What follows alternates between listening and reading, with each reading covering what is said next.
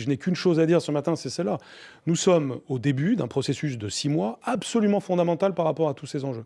C'est-à-dire que j'ai invité les organisations syndicales à un travail très approfondi qui va se dérouler tout au long des prochains mois pour cette redéfinition complète de notre manière de voir les ressources humaines au ministère de l'Éducation nationale. Mais est-ce que vous pouvez le dessiner, ce professeur? Il pourrait ressembler à quoi? Le professeur de demain, il doit ressembler à quoi? Alors, même si ça va se discuter encore un peu, mais d'abord, il doit être mieux payé qu'aujourd'hui. Ouais, et donc, nous sommes engagés dans ce processus. Et donc, c'est la nation française qui va investir dans son enseignement, de sorte que les conséquences de ce que nous sommes en train de faire, c'est la montée du pourcentage de produit intérieur brut consacré à l'éducation. J'essaye de porter cette idée aussi à l'échelle européenne.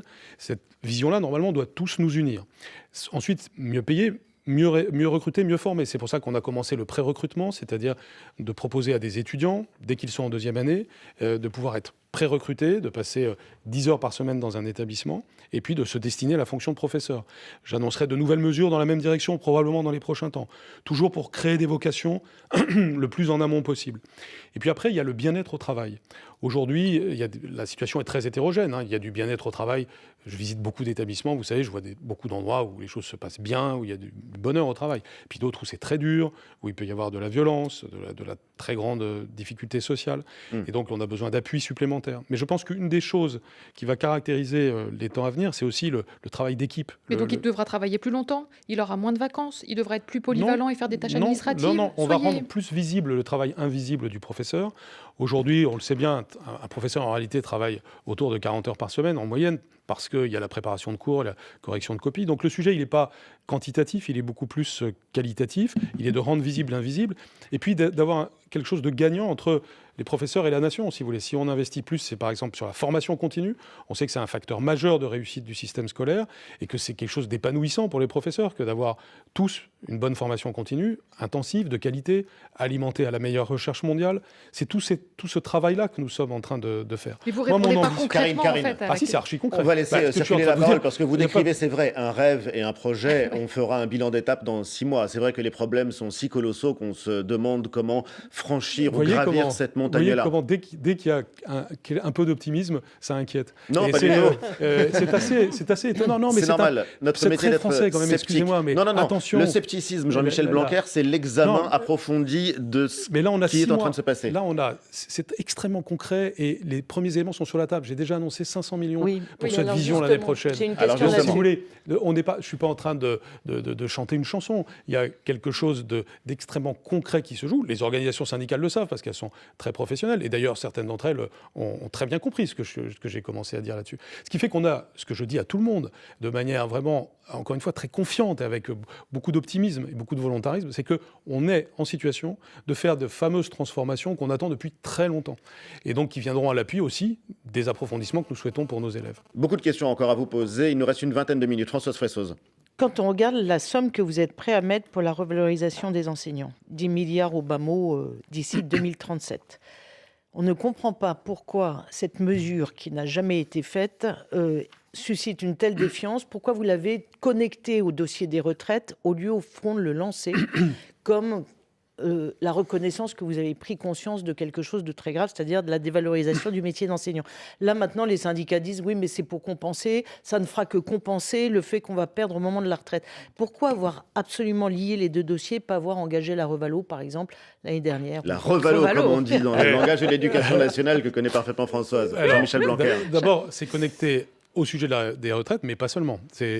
Ensuite, la question de la rémunération, je l'ai indiqué dès le début. Dès que je suis arrivé en 2017, j'ai dit il y a un sujet de la rémunération, on va le travailler.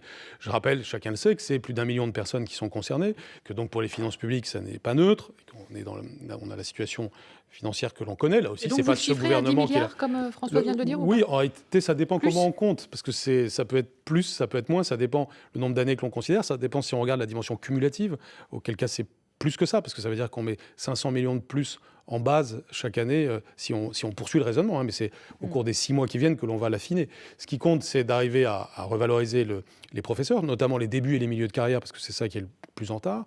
Et puis, donc, si vous regardez mes déclarations depuis 2 ans, regardez la constance de ce que j'ai dit sur le sujet. Et j'ai toujours dit que ça prendrait du temps, et donc la moitié du quinquennat, que de faire tout ce travail préparatoire. On a fait par exemple un observatoire des rémunérations. J'avais été ici même critiqué sur ces sujets, parce qu'on disait que c'était pour gagner du temps ou je ne sais quoi. Total, ce travail a été fait. Aujourd'hui, sert de base, parce que c'est très technique comme sujet, c'est très complexe. Ça sert de base à ce travail de 6 mois qui commence maintenant. Et en effet, la réforme des retraites était l'élément déclencheur. Et ça, le président de la République l'a dit dès le mois d'avril dernier, en disant on va faire l'augmentation de la rémunération des professeurs, et c'est articulé à la réforme des retraites, et c'est normal au moment où justement la logique qui est derrière tout ça, c'est l'investissement dans l'avenir en réalité. Parce que augmenter les professeurs et faire en sorte que leurs conditions de travail soient meilleures, c'est évidemment investir dans l'avenir du pays. Nathalie Sacré-Cœur. Françoise a parlé de 10 millions d'ici 2037. 10 milliards. 10 milliards, pardon, excusez-moi. Tout se chiffre en milliards à l'éducation nationale. La revalo, comme elle dit, on a l'impression que ça va être tellement énorme et tellement long. Qu'est-ce que vous répondez aux enseignants qui peuvent se dire, s'il y a une cohabitation, s'il y a un remaniement, s'il y a une autre majorité ou s'il y a un autre président, si tout ça s'arrête, si on retire la réforme, si on change tout, comment être sûr que ce soit sur du long terme et que ce ne soit pas remis en question par une autre majorité ou un autre président? Jean-Michel Blanquer. Alors d'abord, nous allons cranter beaucoup de choses. C'est pour ça d'ailleurs que j'ai annoncé que les choses commençaient dès 2021, alors que les premiers petits effets de la réforme des retraites, c'est 2022.